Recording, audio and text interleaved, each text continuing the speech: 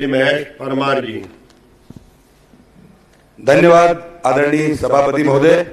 मुझे आपका संरक्षण और आशीर्वाद मिलेगा। आप हमारे संभाग के वरिष्ठ विधायक हैं और विद्वान हैं, ये मैं आपसे प्रार्थना करता हूं। माननीय सभापति महोदय, निश्चित रूप से ध्यान रखें, मेहर जी सभी के लिए समय समान है। जो मेरे पूर्व में सदस्य बोले कम से कम इतना मिल जाए। उज्जैन से माननीय मुख्यमंत्री जी के जिले से आता हूं आदरणीय सभापति महोदय, तो वहाँ क्या हो रहा है सदन के सामने बात सब रखना जरूरी है, इसलिए आपका संरक्षण और आशीर्वाद चाहिए। माननीय सभापति महोदय, जब हमारे माननीय विद्वान उप मुख्यमंत्री वित्त मंत्री जी ये पुस्तक पढ़ रहे थे, अधिकारियों ने जो तैयार की, निश्चित रूप से मुझे लगा कि माननीय वित्त मंत्री जी मध्य प्रदेश का भला होगा। और मैंने इसमें पढ़ा पहले पेज पर सर्वस्पर्शी 4 मिशन माननीय वित्त मंत्री जी ने और सरकार ने यह तय किया। गरीब कल्याण, युवा कल्याण, किसान कल्याण, नारी कल्याण। माननीय सभापति महोदय, निश्चित रूप से किताब में जब छपा तो अच्छा लगा, लेकिन आज का मध्य प्रदेश का गरीब क्या स्थिति है? माननीय वित्त मंत्री जी या सत्ता पक्ष के हमारे साथी उस तरफ बैठे हैं, वो हर बात पे मेज थपथपाते हैं, लेकिन जब अपने उस क्षेत्र जीत कर आते हैं तो सबसे ज्यादा संकट में मध्य प्रदेश का गरीब है। गरीब और गरीब होते जा रहा है। गरीब के लिए आदरणीय सभापति महोदय, सरकार की कोई जन कल्याणकारी योजना नहीं है। सिर्फ 5 किलो अनाज देकर मेजे थपथपाना, वाही वाही लूटना। जब वो गरीब परिवार का मुखिया अपने परिवार के पालन पोषण करने के लिए, अपने परिवार के बच्चों की फीस भरने के लिए, अपने परिवार के बुजुर्ग माता पिता का सम्मान बढ़ाने के लिए, उनकी सेवा करने के लिए जब सरकार की तरफ देखता है, तो माननीय सभापति महोदय, इस सरकार की तरफ से गरीब के लिए कोई योजना नहीं है। मैं विरोध करता हूं ऐसे बजट का माननीय सभापति महोदय कि गरीब कल्याण, कौन सा गरीब का कल्याण हो रहा है ये मध्य प्रदेश की जनता जानती है, मध्य प्रदेश का गरीब जानता है। माननीय सभापति महोदय, एक बात है युवा कल्याण की। इस बात का युवा कल्याण 2003 से लेकर आज तक कितने मध्य प्रदेश के युवा भाई बहनों को आपने रोजगार दिया, कितनी भर्तियां आपने निकाली? माननीय सभापति महोदय, अगर आज पूरे देश में सबसे ज्यादा ठगा हुआ अपने आप को महसूस कर रहा है तो मध्य प्रदेश का युवा, हमारी मध्य प्रदेश की युवा बहनें। सरकार की कोई जन कल्याणकारी योजना उनके लिए नहीं है। वो रोजगार के लिए दर दर की ठोकरें खा रहा है, भटक रहा है। जब पढ़ लिख कर उच्च शिक्षित होकर जब अपने परिवार के पालन पोषण करने के लिए, रोजगार लेने के लिए जाता है, तो मध्य प्रदेश की सरकार की कोई जन कल्याणकारी योजना, ये जितने भी शासकीय विभाग हैं वहां लगभग 60 से 70% हर विभाग में खाली पद पड़े हुए हैं, लेकिन माननीय वित्त मंत्री जी और सरकार का इस तरफ कोई ध्यान नहीं है। माननीय सभापति महोदय, बात किसान की, किसान कल्याण की बात हो रही थी। माननीय सभापति महोदय, आप उज्जैन संभाग से आते हैं। उज्जैन संभाग में सोयाबीन के लिए पूरे देश में हमारा संभाग, मेरी विधानसभा तराना, सब दूर पूरे मध्य प्रदेश, पूरे देश में सोयाबीन के उत्पादन में हम सबसे आगे हैं। लेकिन माननीय सभापति महोदय, मैं आपके माध्यम से पूछना चाहता हूं आदरणीय मंत्री, कृषि मंत्री जी से, इस सरकार से, कि 2013-14 में मनमोहन सिंह जी के समय सोयाबीन के भाव क्या थे, गेहूं के भाव क्या थे और अन्य किसान की उपज के भाव क्या थे?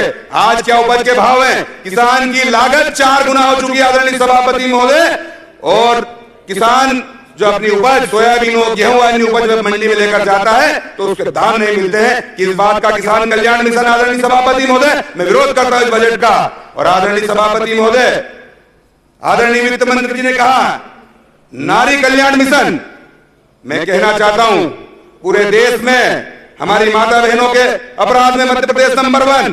मैं पूछना चाहता हूं कि इस बात का नारी सम्मान क्या 2003 से लेकर आज तक लगातार मध्य प्रदेश में आपकी सरकार है? कितनी बहनों को आपने रोजगार दिया? कितनी बहनों को शासकीय सेवाओं में आपने सीधी भर्ती की? मैं आपसे पूछना चाहता हूं क्या नारी सम्मान के माध्यम से कितनी बहनों को आपने बैंकों के माध्यम से, सरकार के माध्यम से कितना ऋण दिया? आदरणीय सभापति महोदय, बड़ी वाही वाही लूटते हैं, मेज थपाते हमारे उस तरफ के साथी, आंकड़ों की जादूगरी। गरीब कल्याण, ऐसा गरीब कल्याण, गरीब दिन भर गरीब हो रहा है। युवा कल्याण, युवा रोजगार के लिए दर दर की ठोकरें खा रहा है, भटक रहा है। किसान कल्याण, किसान भाई आज सबसे ज्यादा संकट में है। उसे खाद नहीं मिलता है, बिजली नहीं मिलती है, वो अपने परिवार का पालन पोषण नहीं कर पाता है। डीजल के भाव, अन्य खादों के भाव, कृषि उपकरण के भाव में 4-4 गुना मूल्यों में वृद्धि हुई। आदरणीय सभापति महोदय, अगर किसी बात का मूल्य नहीं बढ़ा तो किसान की उपज का, सोयाबीन का, उसके धान का, उसके गेहूं का जो अन्य उपज अपने घर अपने खेत में उगाता है आदरणीय सभापति महोदय। और नारी कल्याण करने की बात, नारी कल्याण की बात तो इस सरकार को आदरणीय सभापति महोदय करना ही चाहिए।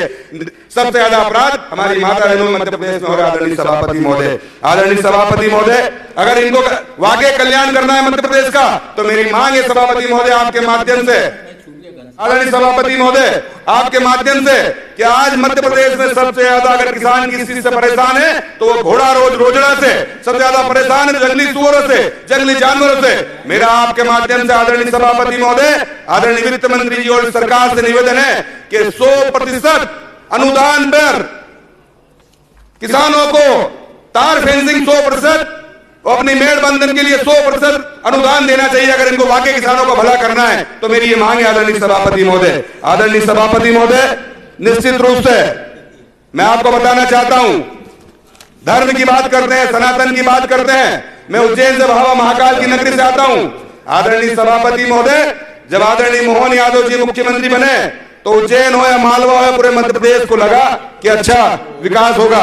आदरणीय सभापति महोदय, मैं आपका इस ओर ध्यान आकर्षित करना चाहता हूं, उस तरफ बैठे सभी आदरणीय वरिष्ठजनों से, हमारे साथियों से, कि आदरणीय सभापति महोदय, भगवान महाकाल पूरे विश्व में मध्य प्रदेश की पहचान है, हमारे देश की पहचान है तो महाकाल के कारण है। पूरे विश्व के लोग, पूरे देश के लोग वहां जब दर्शन करने आते बाबा की एक झलक देखकर उनके सब मनोकामनाएं पूरी होती है। लेकिन आदरणीय सभापति महोदय, मैं आपको बताना चाहता हूं कि दान में मिली हुई भगवान महाकाल की 45 बीघे जमीन, उस पर यूडीए के माध्यम से कार्य योजना बना दी गई। आदरणीय सभापति महोदय, किन उद्योगपतियों को, किन भूमाफियाओं को लाभ पहुंचाने के लिए, मुझे अगर लगता है आदरणीय सभापति महोदय कि ये जानकारी मुख्यमंत्री की होगी, अगर आदरणीय मुख्यमंत्री जो महाकाल के भक्त है अगर उनको जानकारी होती तो ये कृत्य को अधिकारी नहीं कर सकते।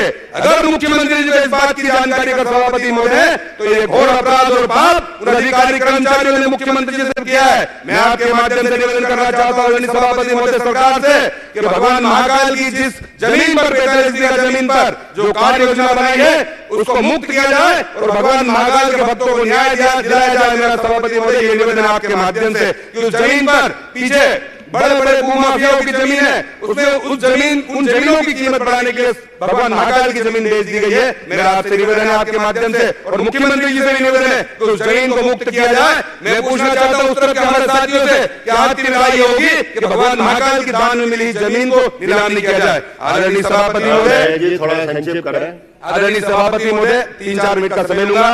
माननीय मुख्यमंत्री जी जब मुख्यमंत्री नहीं थे, जब वो विकास प्राधिकरण के अध्यक्ष थे, जब वो मंत्री थे तो आदरणीय सभापति महोदय मां क्षिप्रा मां की परिक्रमा करते थे। निश्चित रूप से हम सब लोगों को भी अच्छा लगता था और आदरणीय मुख्यमंत्री जी से ज्यादा ये अच्छे से कौन जानता है कि क्षिप्रा मां में कौन से गंदे नाले मिल रहे हैं। आदरणीय सभापति महोदय, मेरा आपसे निवेदन है कि आदरणीय मुख्यमंत्री जी आपको मध्य प्रदेश की जवाबदारी मिली है, लेकिन जिस क्षिप्रा मां की परिक्रमा करने से आपको आशीर्वाद मिला है, आपसे ज्यादा कौन जानता है। आज भी आदरणीय सभापति महोदय मां क्षिप्रा में गंदे नाले मिल रहे हैं। मैं आपके माध्यम से माननीय मुख्यमंत्री जी से अनुरोध करना चाहता हूं कि आदरणीय मुख्यमंत्री जी एक क्षिप्रा परिक्रमा करें और जिस क्षिप्रा मां के आशीर्वाद से आप मुख्यमंत्री बने उस क्षिप्रा मां में गंदे नाले नहीं मिले।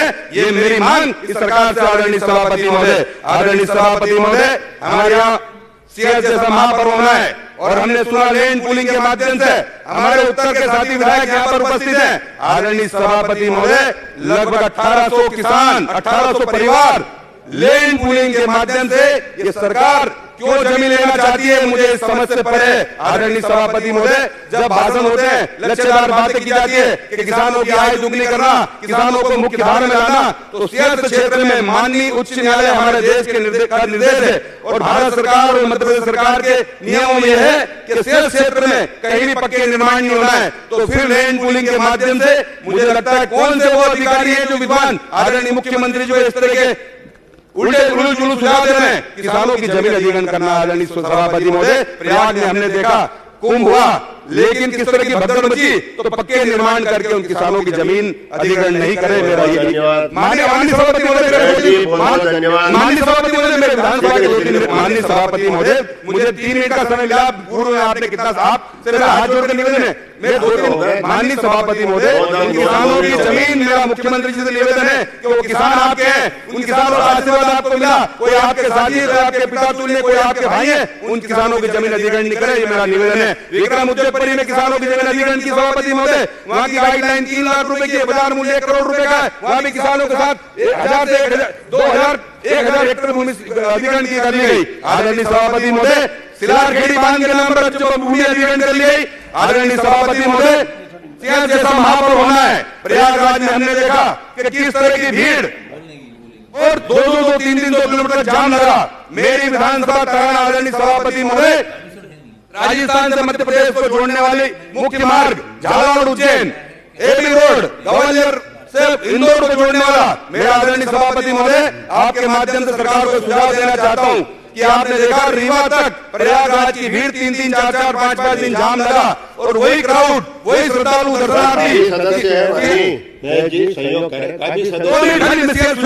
सभापति महोदय, सेहत जैसा महापर्व होना है और मेरा विशेष निवेदन आदरणीय आपसे प्रार्थना है कि मेरे विधानसभा में तराना में 50-40 किलोमीटर की दूरी है, तो जो एबी रोड से आने वाले ग्वालियर से लेकर उस तरफ से, तो उनके लिए तराना में बस स्टैंड, तिलभांडेश्वर महादेव मंदिर अति प्राचीन मंदिर है माता अहिल्या के समय से, वहां श्रद्धालुओं को रुकने के लिए वहां का मंदिर का निर्माण हो, ये मेरा मांग है। महाकोन हमारा एबी उस तरफ से एक और रोड को जोड़ने वाला है, बड़ा कस्बा है, वहां भी निर्माण हो, वहां श्रद्धालु रुक सके। मेरा एक और निवेदन है माननीय सभापति महोदय, पाट राजस्थान से मध्य प्रदेश को जोड़ने वाला, तो उस तरफ राजस्थान से पूरे देश के लोग आएंगे, तो वहां भी पाट में बड़ा बस स्टैंड बने और वहां श्रद्धालु दर्शनार्थियों को रुकने की व्यवस्था हो। एक और हमारा स्थान है आदरणीय सभापति महोदय, करेड़ी कनकेश्वरी देवी, करण की आराध्य देवी, वो भी शाजापुर से एबी रोड को जोड़ने वाला क्षेत्र है, तो वहां का भी विकास हो और वहां भी हजारों लोग रुक सके, इसकी व्यवस्था हो। एक और हमारा स्थान है परी का देव स्थान, वो भी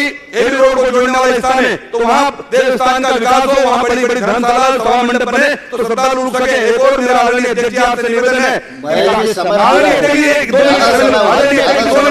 अध्यक्ष जी, मेरा एक क्षेत्र कायदा है मक्सी रोड, ये भी एबी रोड को जोड़ने वाला, एबी रोड को जोड़ने वाला मुख्य मार्ग है, तो सीएस को दृष्टिगत रखते हुए वहां भी बस स्टैंड बने, वहां निर्माण हो। आदरणीय सभापति महोदय, आदरणीय मुख्यमंत्री जी से बहुत उम्मीद थी, मेरे क्षेत्र में नया एक सड़क दी है, मेरा एक विशेष निवेदन है आदरणीय सभापति महोदय, डावड़ा अध्यक्ष महोदय, मेरा डावड़ा है, उसका टेंडर हो, लाभ मिले, मेरा निवेदन है। आदरणीय सभापति महोदय, उज्जैन में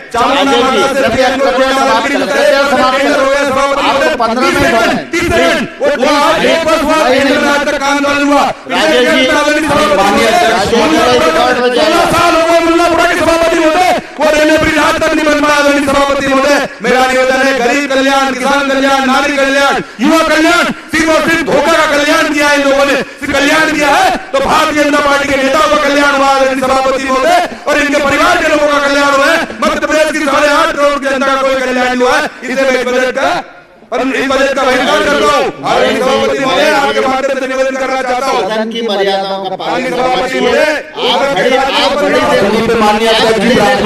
सभापति आदरणीय 15 करोड़ रुपए हम लोगों को दिए जाए, हमारे क्षेत्र में विकास की आवश्यकता है। आदरणीय अध्यक्ष महोदय,